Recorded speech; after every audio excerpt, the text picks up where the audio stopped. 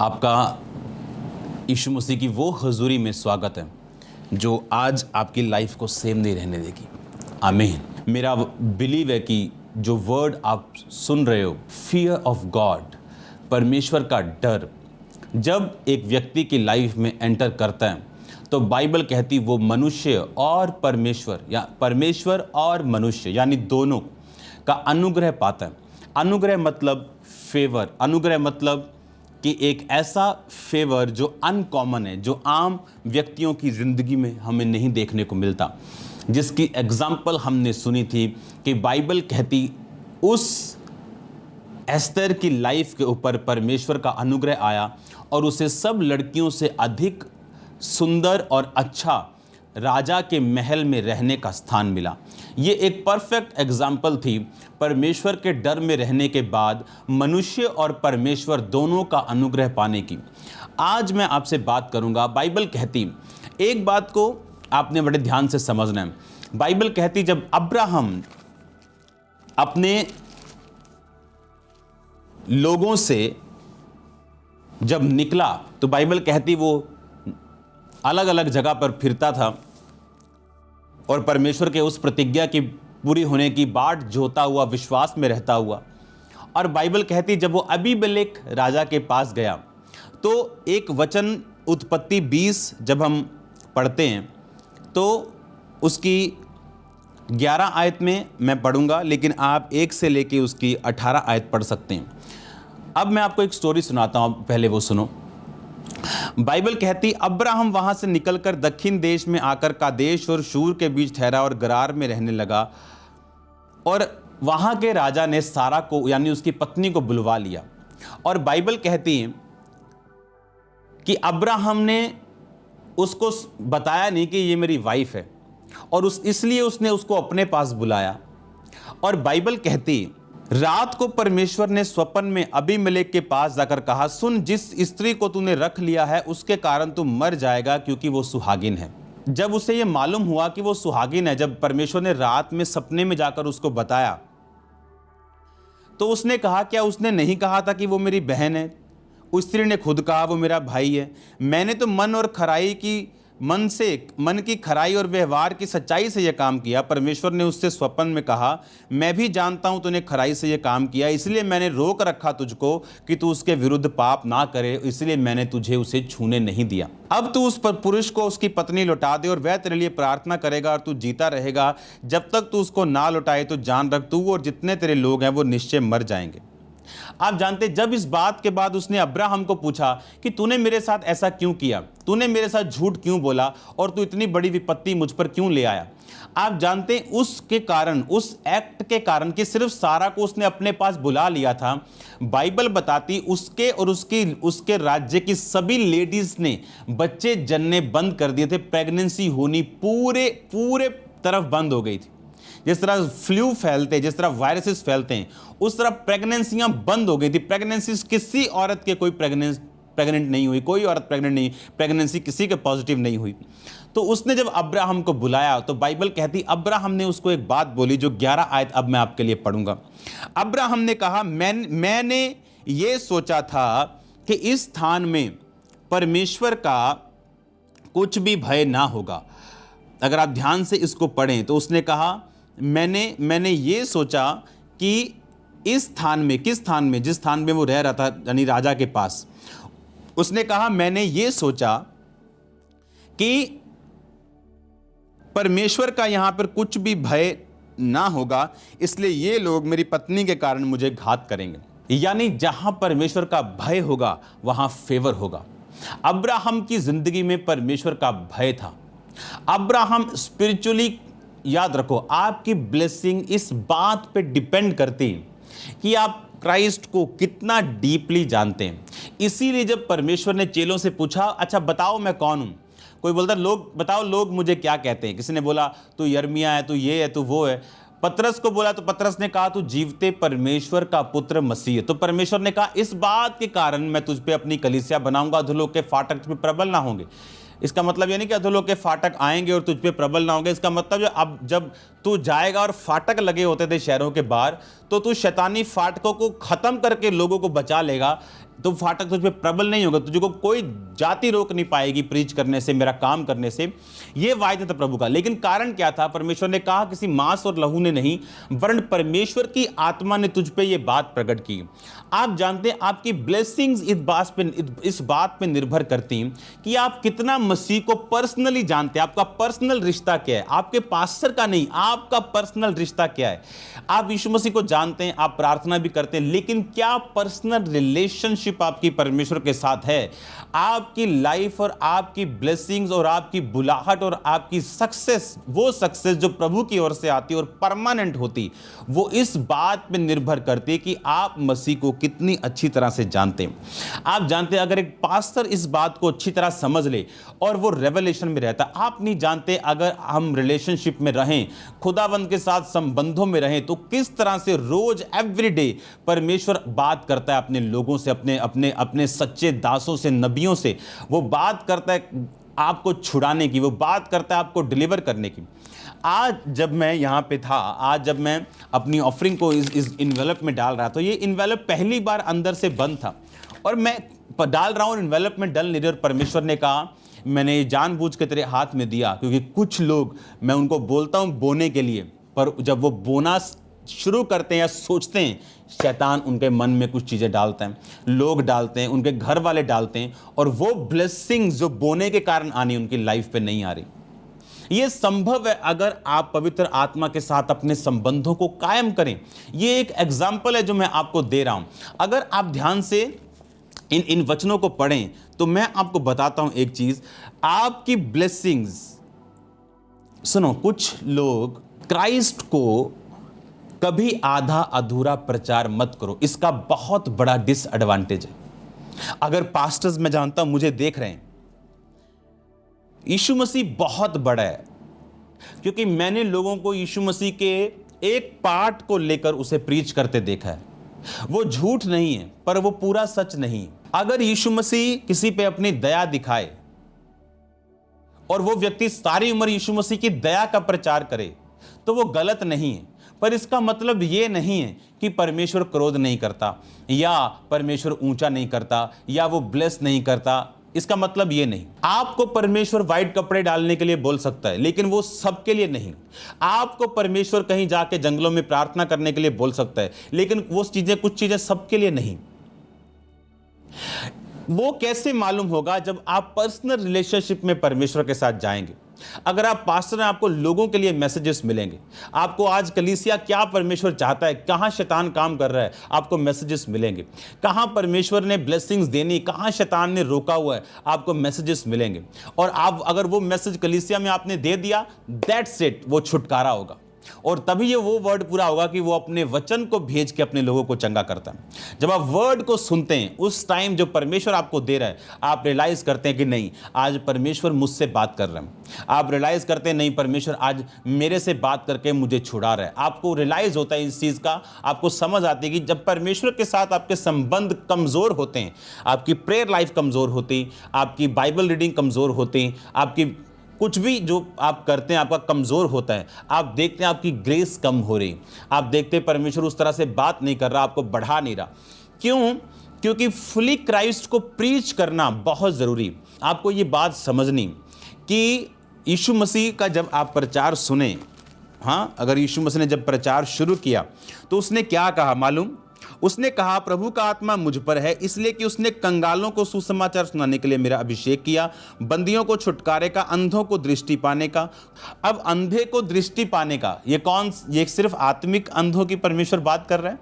No, इसमें शारीरिक अंधे भी हैं। अगर आप ध्यान से पढ़ें बाइबल को तो परमेश्वर ने चेलों को बोला जाओ उनके बीमारों को चंगा करो।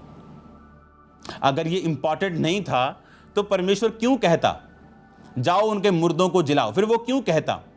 पर प्रॉब्लम ये है कि कोई तो सिर्फ हीलिंग का ही प्रीच करता है, डिलीवरेंस का ही प्रीच करता है लोगों को खुश करने के लिए, लेकिन वो लोगों को परमेश्वर के भय में नहीं लेके जाता, परमेश्वर के फेवर में नहीं लेके जाता, वर्ड की डेप्थ में नहीं लेके जाता।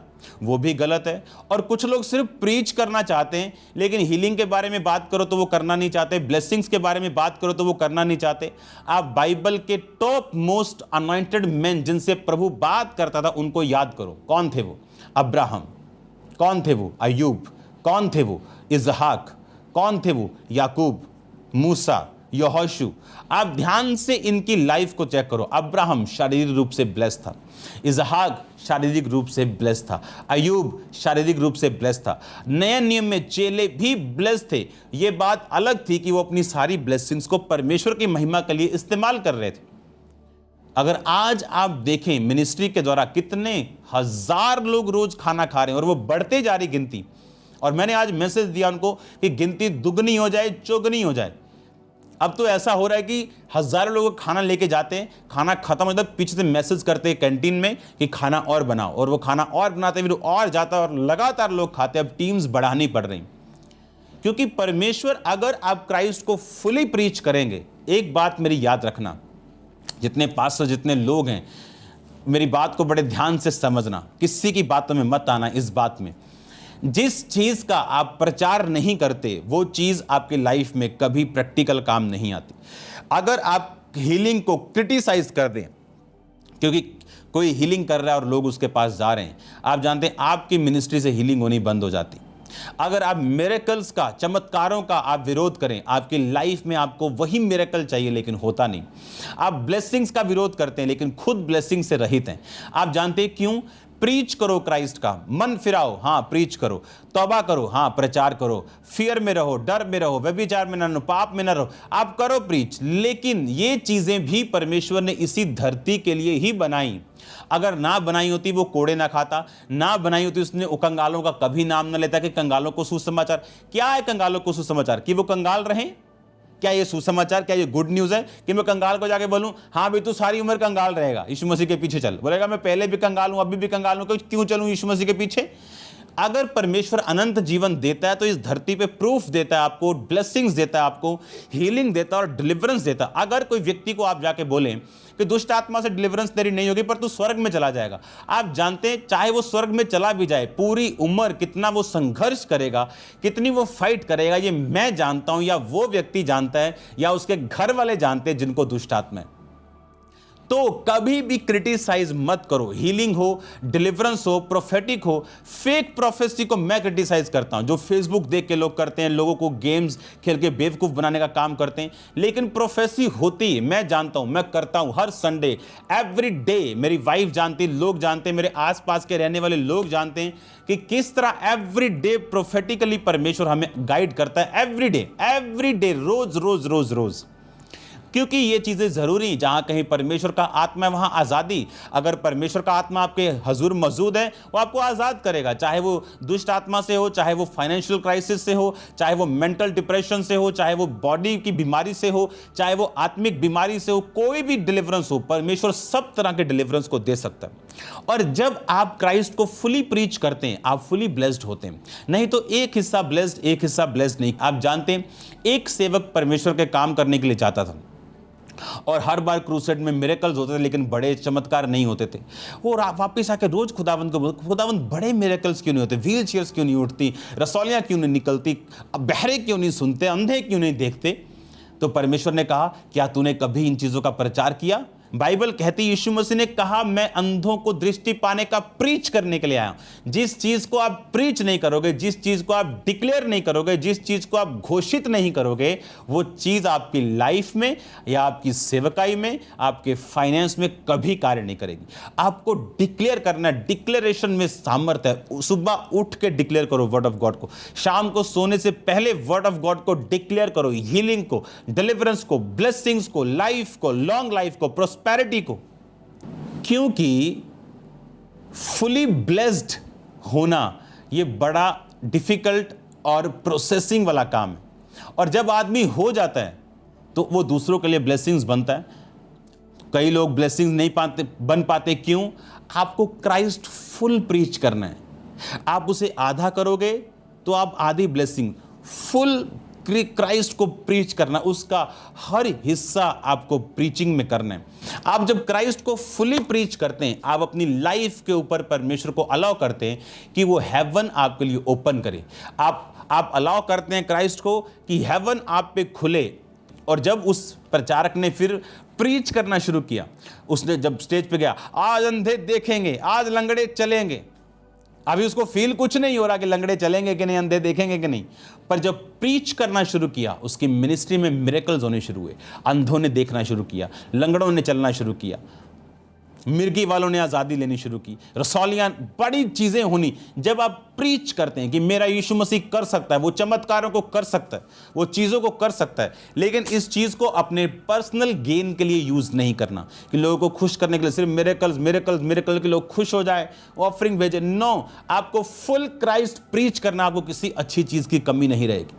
आपके पास वो सब कुछ होगा जो आप करना चाहते हैं, जिस सेवा को आप करना चाहते हैं, जिन दानों को आप करना चाहते हैं, जिन कामों को आप करना चाहते हैं।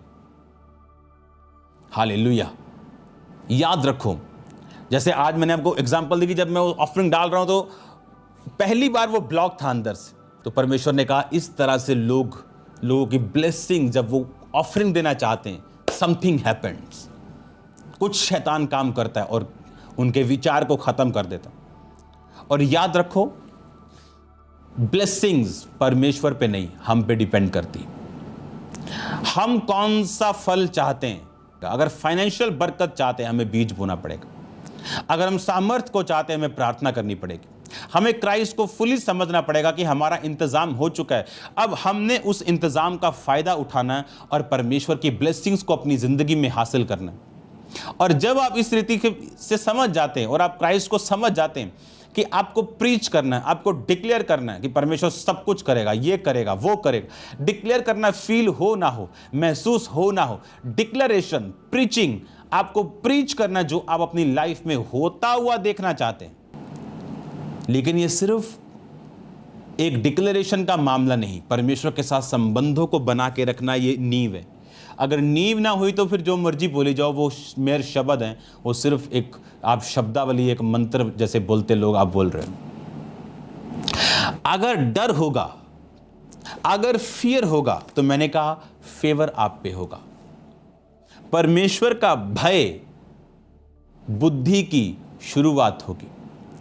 अब्राहम ने कहा, मैंने ये सोचा कि यहां पे परमेश्वर का भय नहीं होगा। इसका मतलब जहां परमेश्वर का भय नहीं होता, फिर वहां बीमारियां होती, क्योंकि वहां बीमारी हुई, प्रेग्नेंसी बंद हो गई। जब अब्राहम ने प्रार्थना की कि यहां पर खुदावंद का भय है, तो बाइबल कहती वो जनने लगी। लेकिन इसका मतलब कि जहां परमेश्वर का भय नहीं होगा, वहां पे हेवन ओपन नहीं होगा। आप लेवी व्यवस्था की हम एक वचन को पढ़ेंगे अपनी स्क्रीन के ऊपर। पक्के बाल के सामने उठ खड़े होना, बूढ़े का आदर मान करना, अपने परमेश्वर का भय निरंतर मानना, मैं यहोवा हूं। अपने भाई से ब्याज की बढ़ती ना लेना, परमेश्वर का भय मानना, जिससे तेरा भाई बंधु तेरे संग जीवन निर्वाह कर सके। तुम अपने भाई बंधु पर उपद्रव ना करना, अपने परमेश्वर का भय। आप बार बार देखो एक चीज आ रही, परमेश्वर का भय मानना, परमेश्वर का भय मानना, परमेश्वर का भय मानना। जब परमेश्वर का भय, परमेश्वर का डर जब आपकी लाइफ में होता है, तो बाइबल कहती आप फेवर को हासिल करते हैं। और वो फेवर मैं आपको बता चुका हूं, वो परमेश्वर का होता है और मनुष्यों का होता है।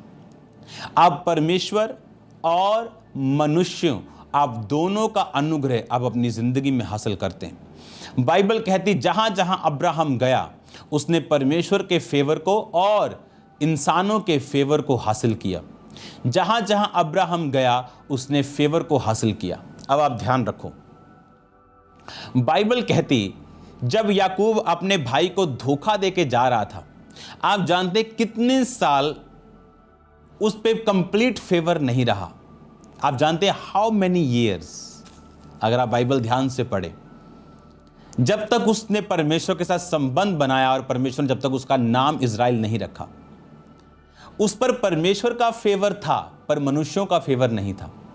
पर जब उसने परमेश्वर के साथ संबंध बना के परमेश्वर का भय माना, आप देखो उसकी मम्मी ने कहा तू ऐसा कर, तो अपने बाप के पास जा, अपने बाप के पास जाके तू ऐसा बोल कि मैं एसाव हूं, मुझे करो ना ब्लेस।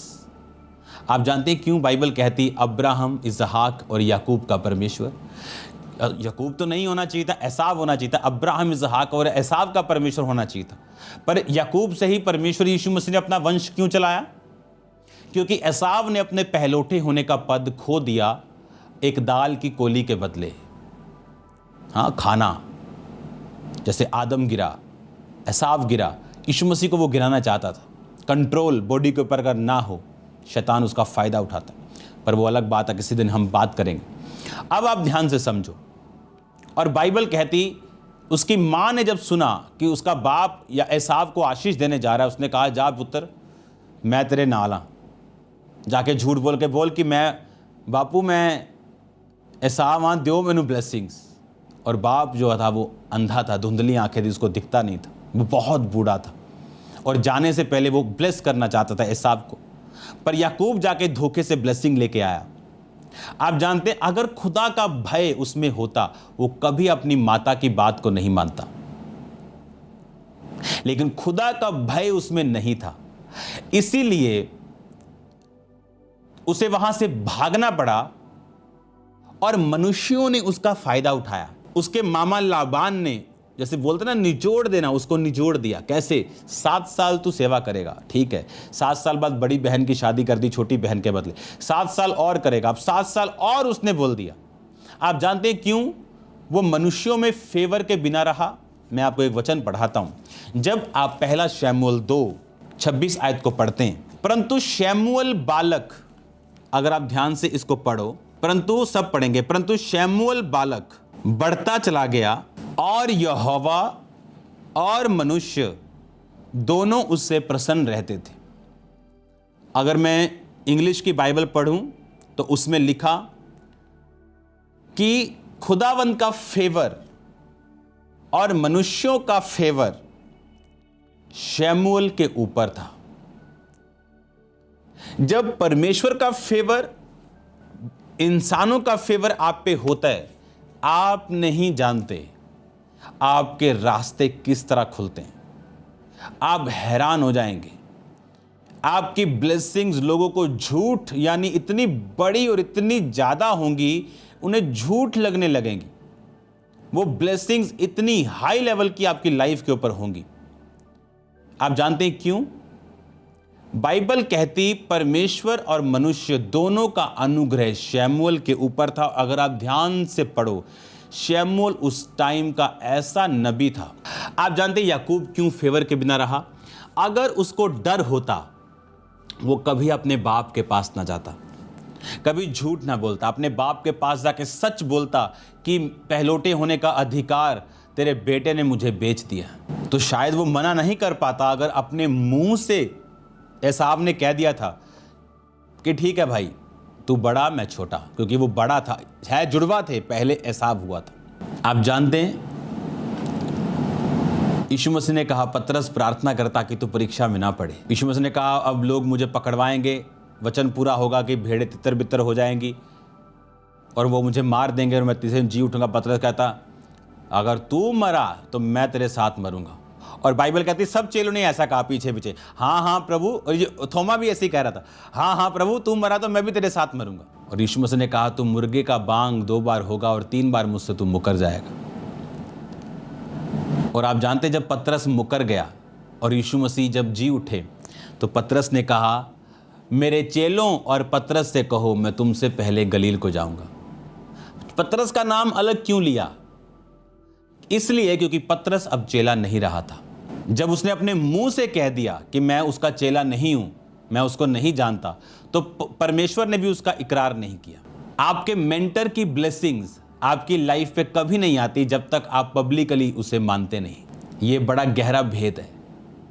कुछ लोग सिर्फ सीक्रेटली फॉलो करते हैं, लेकिन वो टाइप की अनॉइंटिंग उन पे कभी नहीं आती। यीशु मसीह ने कहा, तुम मेरा इनकार करेगा लोगों के सामने, मैं तेरा इनकार कर दूंगा दूतों के सामने। तू मेरा इकरार करेगा लोगों के सामने, मैं तेरा इकरार करूंगा दूतों के सामने। तू मुझसे शर्म खाएगा, मुझे भी शर्म आएगी। कई लोगों को अपने मेंटर से शर्म आती, इसका नाम नहीं लेना। मेंटर्स को भी शर्म आती है उनको अपना कहने में, वो भी सालों सोचते हैं कि इसको सन बनाना है कि नहीं बनाना। अब आप बड़े ध्यान से इस बात को समझो।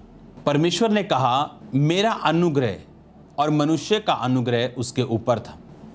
अब्राहम फेवर्ड था, इसहाक फेवर्ड था। और बाइबल कहती इसहाक की पत्नी कैसे आई? क्या उसको उसके लिए 7 साल नौकरी करनी पड़ी? क्या 14 साल भेड़ें चरानी पड़ी? नहीं। पर क्यों याकूब को करना पड़ा? याकूब को क्यों करना पड़ा? ये अब आपको समझना है। और जब आप बाइबल में पढ़ते हैं, याकूब को वो करना पड़ा जो उसके बाप दादाओं ने नहीं किया। अगर वो प्रभु का फियर उसमें होता तो वो अपने बाप से सेम जाके बोलता, झूठ नहीं बोलता।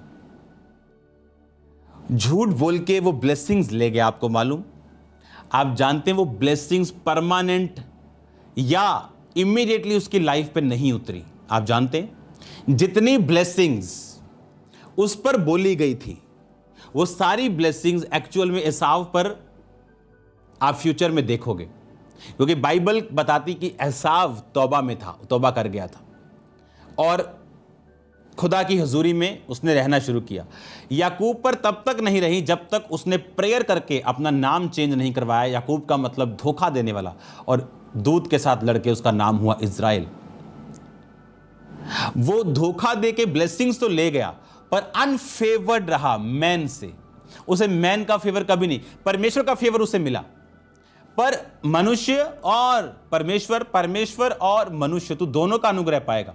और बाइबल कहती मनुष्य का अनुग्रह उस पर नहीं था और लाबान का अनुग्रह उस पर नहीं था। वो उससे जबरदस्ती टेक्निकली उसे घुमा फिरा के उससे काम लेके कितने साल उसके खराब किए। इसीलिए जब फियर आता है, अगर आप व्यभिचार में, आपके अंदर फियर नहीं। अगर आप चोरी करते हैं, आपके अंदर बिल्कुल फियर नहीं। अगर आप खिलाफत करते हैं, आपके अंदर फियर नहीं। अगर आप चैरिटी में हिस्सा नहीं, आपका बोना नहीं, आप में खुदावंद का फियर नहीं। अगर आप उसके फियर में, आप उसके डर में हैं, तो फेवर्ड होंगे आप इतने फेवर्ड होंगे जितना आप समझ भी नहीं सकते। बाइबल कहती है, अगर आप शमूएल की लाइफ पढ़ो, all the days of his life, पूरी जिंदगी एक्सेप्टेड रहा वो लोगों में, भय योग्य रहा है लोगों में। जब वो लोगों के बीच में जाता, लोगों की टांगे कांपती थी। लोग बोलते थे क्यों आया ये हमारे घर में? क्या कोई शुभ समाचार है या कुछ बुरा समाचार है? लोग डरते थे उस नबी से। और बाइबल कहती है, जब अगर कोई पूछता था कि नबी कहाँ रहता है, तो नबी मतलब होता था शमूएल। और आपको क्या लगता है और कोई नबी नहीं थे? बहुत से अपने आप को नबी बोलते होंगे, पर उस टाइम अगर बोलता कि नबी कहाँ है, तो बोलते थे हाँ वहाँ है। पूछते भी नहीं थे उसका नाम क्या है, किसके बारे में बात कर रहे हो। अगर आप किसी को आज बोले कि पास्टर कहाँ है या प्रेरित कहाँ है या प्रॉफिट, आप बोले कि कौन से, किसकी बात कर रहे हो, तब वो बोलते थे नबी कहाँ है, बोलते थे वो जा रहा है, भाग जाओ। मतलब नबी मतलब शमूएल। इतना फेवर्ड था वो गॉड्स का और इंसानों का फेवर्ड था। क्यों? परमेश्वर का भय था। कैसे मालूम होता? अगर आप उसकी लाइफ को आगे पढ़ो। कहता मैंने प्रोफेसी करने तुमसे गधा तो नहीं लिया, कभी मैंने तुम्हारा कुछ रख तो नहीं लिया, क्या मैंने तुम्हारा पक्षपात करके कोई निर्णय तो नहीं किया, क्या मैंने तुम्हारे बीच में कोई लालच किया हो, तुम्हारे साथ कोई व्यभिचार किया हो, तुम्हारे साथ कुछ ऐसा किया हो जो वचन के खिलाफ है? लोग बोले तूने हमारे साथ ऐसा कुछ नहीं किया। और तब वो अपने लोगों में, यानी कब्र में जाके अपने लोगों में लिखा परमेश्वर के साथ गया। फियर ऑफ गॉड, जब फियर कम होता है, जैसे एली के बच्चों पे फेवर था, क्या सेवा में थे पर फियर नहीं था, कुकर्म करते थे। जो लेडीज वहां पे चढ़ावा चढ़ाने के लिए आती थी, जो सफाई करने के लिए आती थी, उनके साथ गंदे काम करते थे। और बाइबल कहती एक ही दिन में दोनों मारे गए और परमेश्वर ने पूरी याजक पद की सेवा उनसे छीन ली और टुकड़े टुकड़े के लिए वो भटके, उसके बाद उसके वंश। फियर आपको बढ़ा देता है, नीचे को ऊंचा कर देता है। और जब फियर नहीं होता, ऊंचा नीचे आ जाता है। सेवाएं उठी लोगों की, फियर खत्म हुआ, व्यभिचार शुरू, गंदे काम शुरू, एक दिन अटैक हुआ, फिनिश। क्यों? जब फियर नहीं होगा तो फेवर नहीं होगा। जब फेवर आप पे होता है, वो इंसानों का भी और मनुष्यों का भी, गवर्नमेंट भी आप पे फेवर करेंगे, लोग आप पे फेवर करेंगे, लोग आपसे जेलसी करेंगे। क्यों इस पे फेवर है? कि कौन है ये? हमारे जैसे ही है, पर क्यों फेवर्ड है? क्योंकि वो गॉड्स फियर में, इसीलिए वो फेवर्ड है। और जब फेवर आप पे आता है, वो नजर आता है, वो विजिबल होता है। हालेलुया। और क्यों याकूब अनफेवर्ड था बहुत साल? जब फियर नहीं होता तो फेवर नहीं होता, और जब फेवर आया तो उसके सब काम सीधे होने शुरू हुए। कुछ जगह अलग वर्ड यूज किए गए हिंदी में, लेकिन इंग्लिश में लिखा फेवर्ड, फेवर। हिंदी में अनुग्रह भी यूज़ किया, पर इंग्लिश में फेवर। फेवर, जब आप फेवर आप पे आता है, क्या आया था रूथ के ऊपर? फेवर, कि बोअज की निगाहों में उसने फेवर पाया। और बोअज ने कहा, ए लड़की, तू कहीं भी चली जा।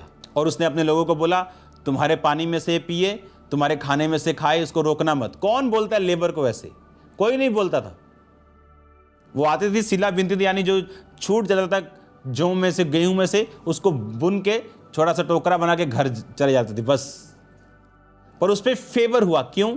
उसने कहा था अपनी सास को, जहां तू जाएगी वहां मैं, तेरा प्रभु मेरा प्रभु। फियर, कि आज मेरा पति नहीं है, कोई बात नहीं, खुदा का डर नहीं है क्या मुझ में कि मैं अपनी बूढ़ी सास को छोड़ जाऊं?